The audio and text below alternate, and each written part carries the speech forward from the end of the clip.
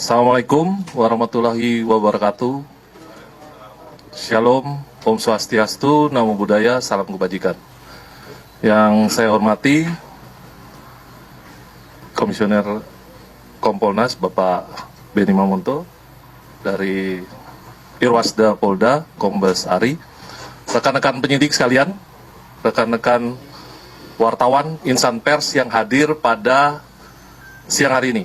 Ya, kami dari Polda Jabar akan menyampaikan terkait tanggapan kami terhadap hasil sidang putusan pra-peradilan untuk tersangka PS, ya, yang saat ini sudah kita sama-sama dengarkan, telah dibacakan hasil putusan sidang pra-peradilan tersangka PS.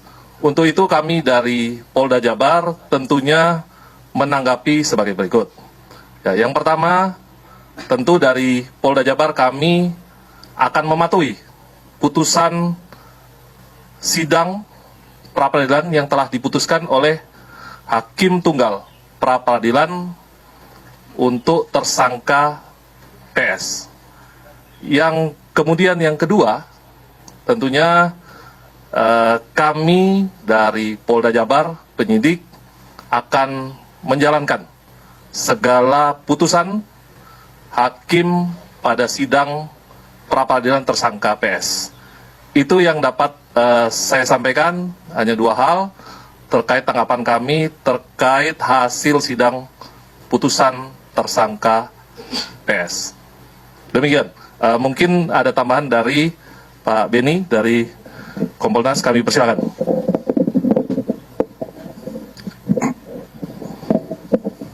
Terima kasih. Assalamualaikum warahmatullahi wabarakatuh. Selamat siang, salam sejahtera buat kita semua. Shalom, Om Swastiastu, Namo Buddhaya, Salam Kebajikan.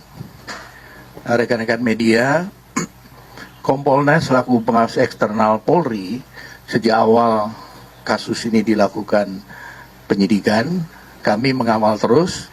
Beberapa kali kami turun, kami mendapatkan gelar perkara, kemudian juga kami mengikuti persidangan hari ini. Di antaranya yang kami cermati adalah pertimbangan hakim. Teman-teman juga sudah mengikuti tadi. Dari beberapa pertimbangan hakim itulah menjadi masukan kami. Yang pertama tentunya evaluasi bagaimana implementasi Perkap dan Perpol tentang manajemen penyidikan.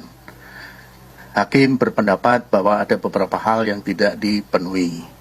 Oleh sebab itu, kami dari Kompolnas tentunya ada dua sisi. Di satu sisi, bagaimana evaluasi penanganannya.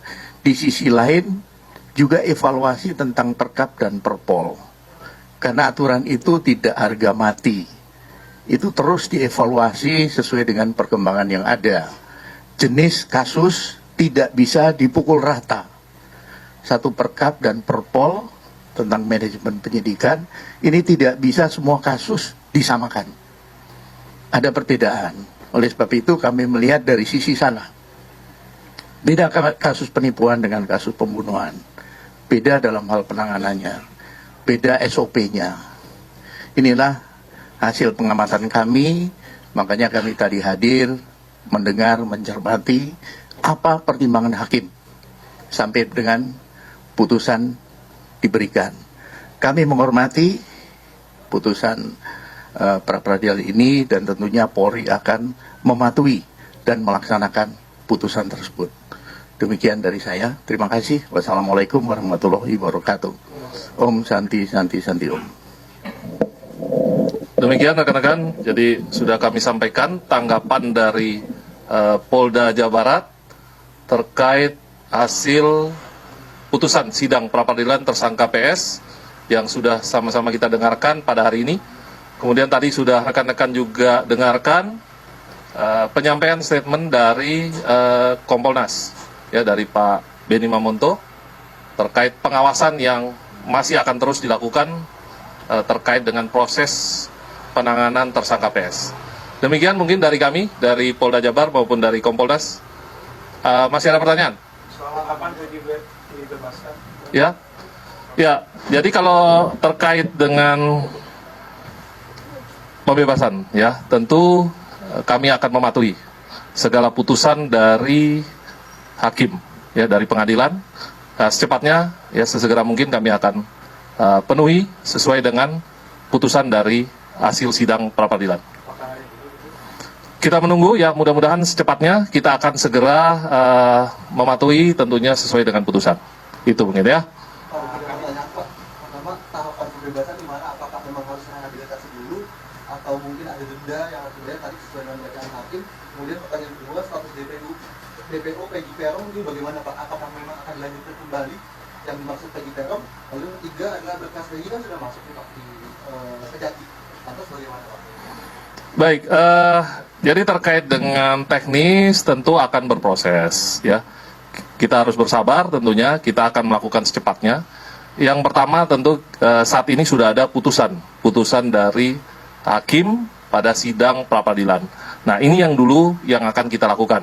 Kita akan secepatnya merealisasikan sesuai dengan putusan dari hakim. Kita akan patuh pada hukum, kita akan segera lakukan secepatnya terkait dengan segala putusan yang sudah disampaikan oleh hakim.